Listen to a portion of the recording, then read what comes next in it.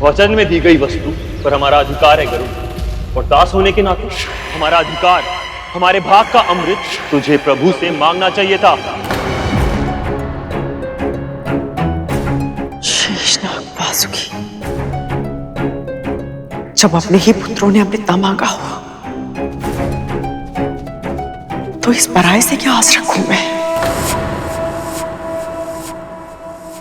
आप ऐसे क्यों बोल रही हैं दीदी? यदि नारायण ने अमृत देवताओं को देने का निर्णय किया है तो उसके पीछे कोई ठोस कारण अवश्य होंगे। हमारे लिए तो उनका आशीर्वाद ही पर्याप्त है। दूसरों की दया दृष्टि से कुछ भी मिल जाए उससे संतुष्ट हो जाना दासों के लिए उचित होता होगा दासी माँ, हमारे लिए नहीं। हमारी माँ ने हमें ऐसे संस्कार नहीं दिए कि कोई हमारा अधिकार छीन ले और हम चुपचाप अत्याचार सहन कर लें। अमृत पर हमारा अधिकार है माँ, और वो अधिकार हम लेकर रहेंगे। हाँ माँ, जिस वस्तु का वचन दिया जा चुका उसे प्राप्त करना हर शूरवीर का धर्म होता है। जब अधिकार मां के ना मिले तो छीनना आवश्यक हो जाता है मां। परंतु अमृत देवताओं की सुरक्षा में है और उनसे युद्ध करना उचित नहीं होगा महारानी।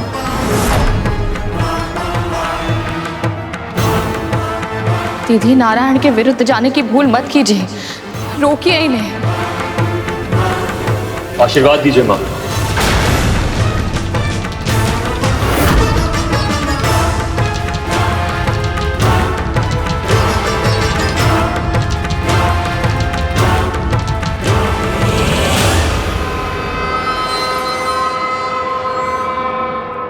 खड्गेन आक्रम्य भुजिता वीर भोग्य वसुंधरा, खड्गेन आक्रम्य भुजिता वीर भोग्य वसुंधरा, खड्गेन आक्रम्य भुजिता वीर भोग्य वसुंधरा, खड्गेन आक्रम्य भुजिता वीर भोग्य वसुंधरा।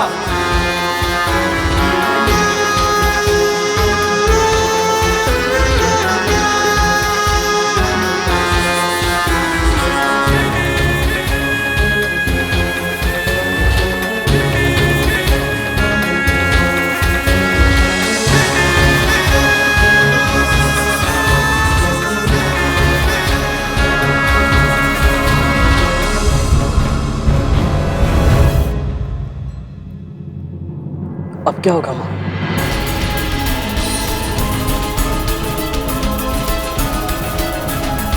प्रभु, पृथ्वी पर स्थिति सुधरते हुए दिखाई नहीं दे रही। कद्रू ने ना तो विवाह में कुछ सीखा और ना ही व्यक्तिगत अनुभव से। ये जानने के बाद भी कि राहु के साथ क्या हुआ, उसने अपने पुत्रों को अमृत छीनने के लिए भेज दिया। कद्रू को यदि उचित अनुचित का भेद ज्ञात होता तो विंता को इतने समय तक उसके पास दासी बनकर नहीं रहना पड़ता। कहते हैं ना देवी, विनाश काले विपरीत बुद्धि। पर प्रभु, जब तक कद्रू की आंखें नहीं खुलेंगी विंता को दासत्व से मुक्ति नहीं मिलेगी। गुरु दत्तात्रेय ने कहा था, विंता की मुक्ति अमृत से जुड़ी हुई है। पर कैसे प्रभु? विधि के विधान का केवल अनुमान लगाकर उसे समझा नहीं जा सकता देवी। उसके अर्थ और उद्देश्य को तभी समझा जा सकता है जब जो होना वो हो गया है। प्रभु, मैं इतनी प्रतीक्षा नहीं कर सकती, कुछ तो संकेत दीजिए। विधि अपना रूप आकार लेना आरंभ कर चुकी है। इसके परम चरण में मेरी सहायता है। बद्रिका आश्रम में तपस्या कर रहे मेरे अंशावतार नर और नारायण करें।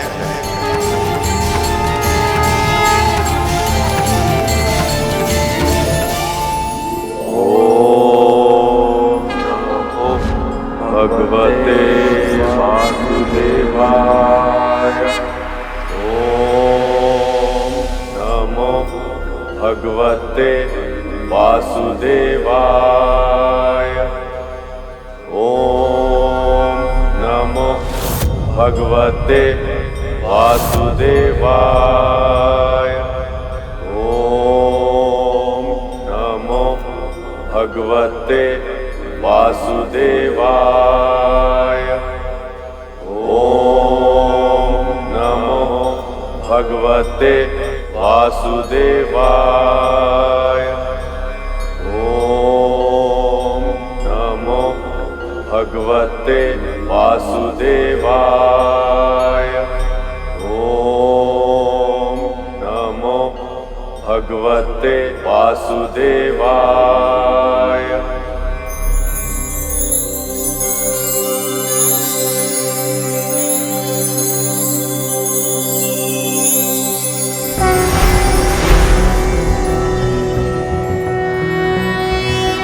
नमस्ते ब्रह्मरूपाय विष्णुरूपाय ते नमः।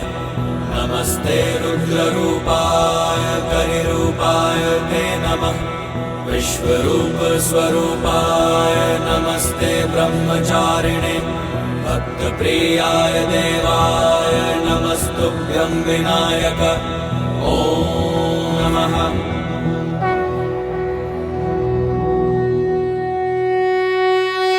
नर नारायण, गरुड़ के आध्यात्मिक उत्थान का समय आ गया।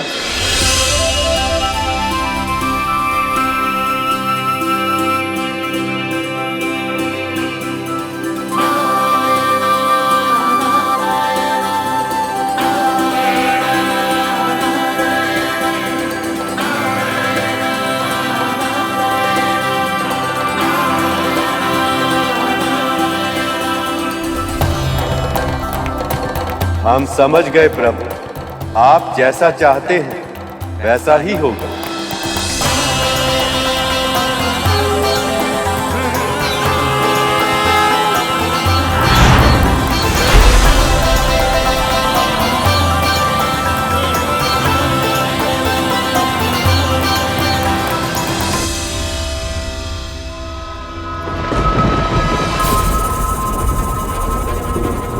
कहाँ रह गए मेरे पुत्र? अभी तक आए क्यों नहीं?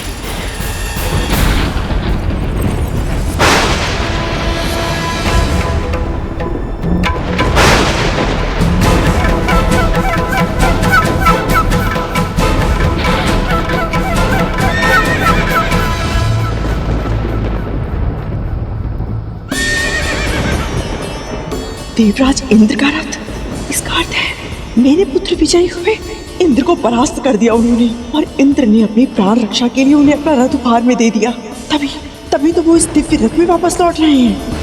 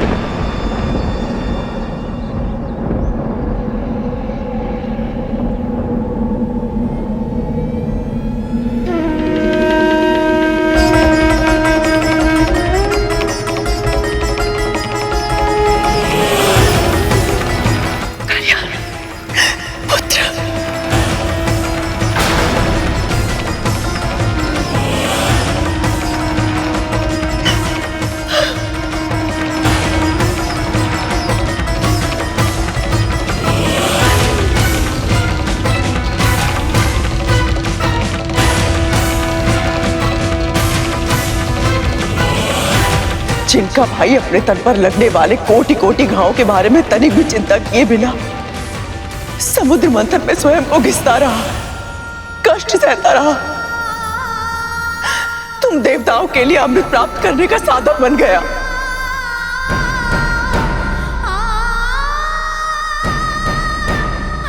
उन्हीं के साथ इतना निष्ठुर व्यवहार। ये उन्हीं वासुकी के भाई और आपके पुत्र हैं विमाता, इसीलिए जीवित हैं।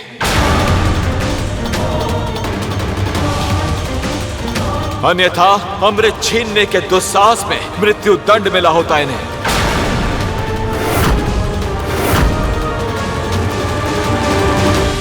अमृत पर जितना अधिकार आप देवताओं का है, उतना ही मेरे पुत्रों का भी।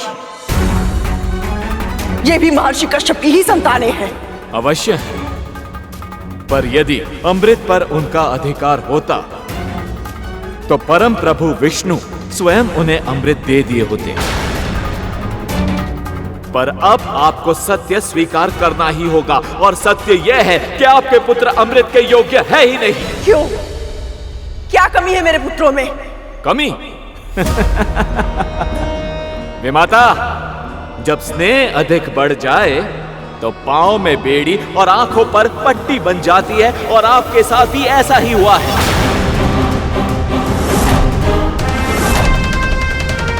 माना मेरे नाग भाइयों ने अमृत की लालच में आकर देवराज पर आक्रमण करने की भूल की है, किंतु इन्हें बड़ी मां से इस प्रकार से बात नहीं करनी चाहिए।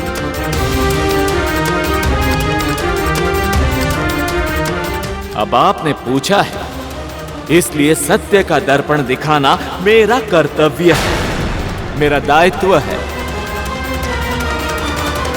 तो सुनिए, सबसे पहली कमी तो यही है कि इन्होंने अपनी मां के साथ उनके हर अधर्म में उनका अर्थात आपका साथ दिया है।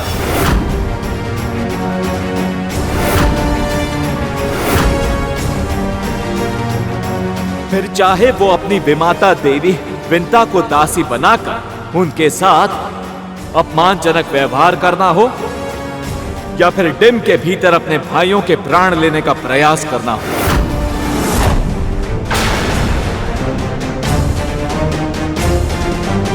और केवल यही नहीं विमाता, इनमें दया और परोपकार की भावनाएं भी नहीं। स्वभाव से ही विषैले हैं ये।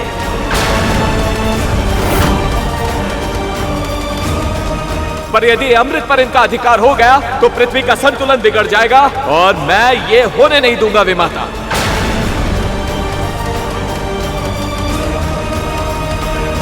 पर देवराज, तुम ये बात इन्हें प्रेम से भी तो समझा सकते थे ना।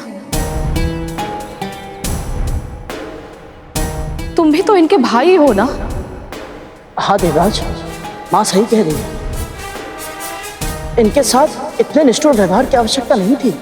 विमाता विंता, गरुड़, आप दोनों भूल रहे हैं कि पहला आक्रमण इन्होंने किया था।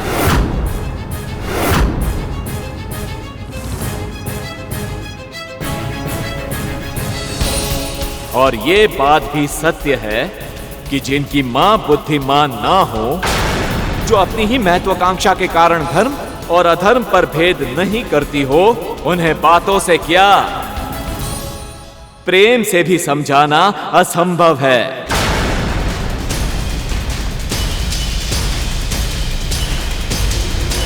नियम के अनुसार मृत्यु दंड मिलना चाहिए इन्हें, पर मैंने इनके प्राण दान में दिए हैं। ये दया नहीं है तो और क्या है विमाता?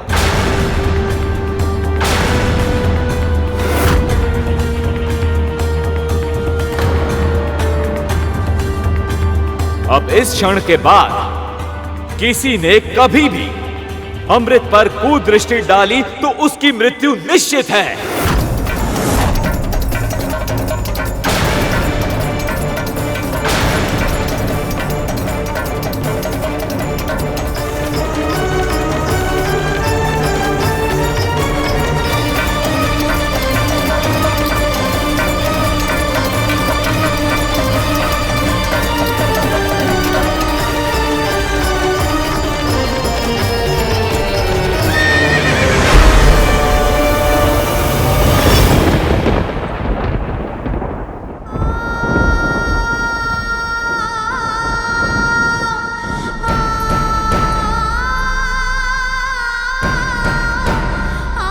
स्वयं को संभालिए दीदी, कुछ नहीं होगा इन्हें, स्वस्थ हो जाएंगे ये।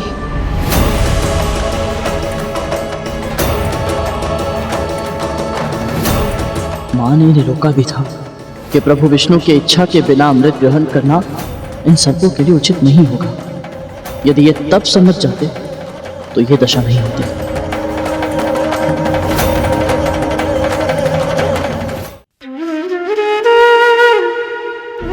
बहुत पीड़ा पहुंची है बड़ी माँ को। देवराज को इनके पुत्रों के विषय में ऐसे कटु वचन नहीं कहने चाहिए थे।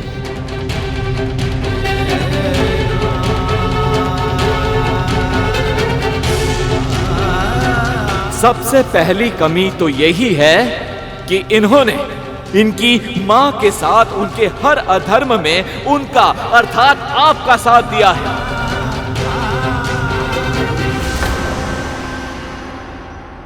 ये उन्हीं वासुकी के भाई और आपके पुत्र हैं विमाता कद्रु, इसीलिए जीवित हैं, अन्यथा अमृत छीनने के दुस्साहस में मृत्यु दंड मिला होता इन्हें।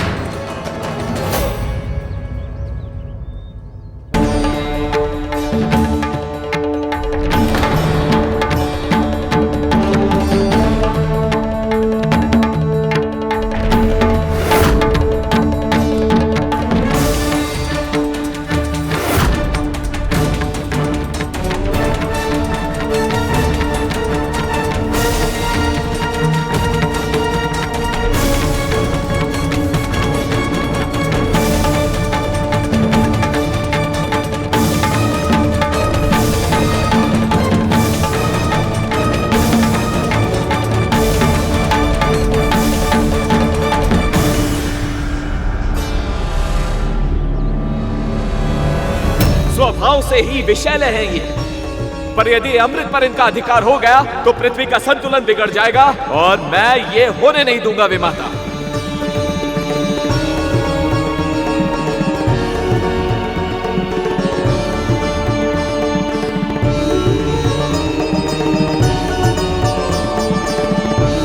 विमाता, जब स्नेह अधिक बढ़ जाए तो पांव में बेड़ी और आंखों पर पट्टी बन जाती है, और आपके साथ भी ऐसा ही हुआ है।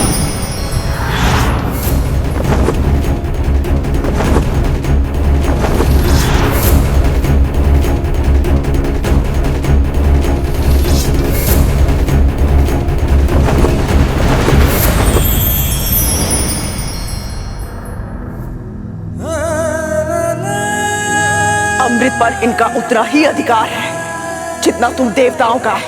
ये भी महर्षि कश्यप की ही संतानें हैं।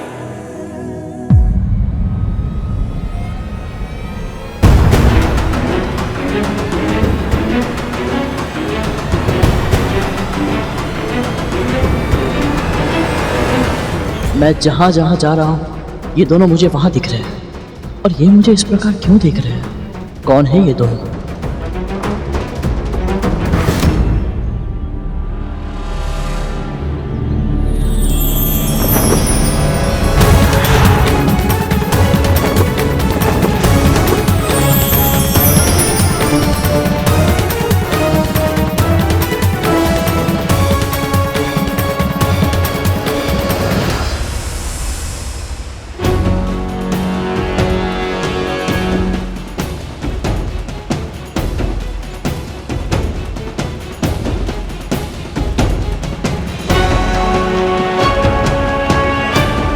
ये अवश्य ही कोई देव आत्मा होगी। ये मुझे हर जगह दिख रहे हैं और इनके दर्शन से मन में शांति का अनुभव हो रहा है।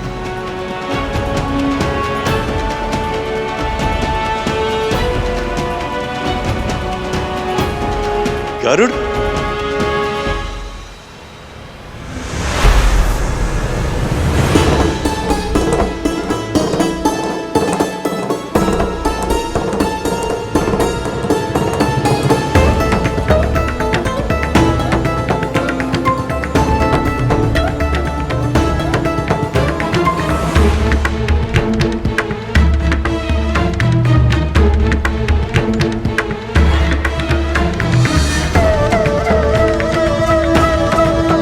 आप दोनों कौन हैं?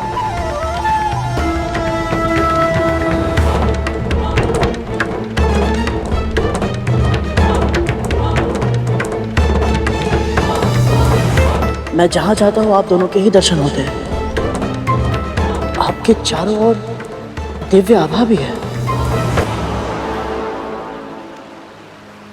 मुझे क्षमा कीजिएगा परंतु मैं पहचान नहीं पा रहा हूं।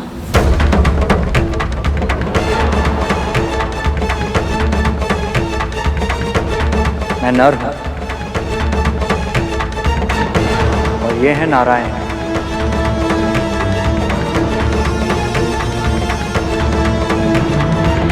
हम दोनों परम प्रभु विष्णु के अंशावतार।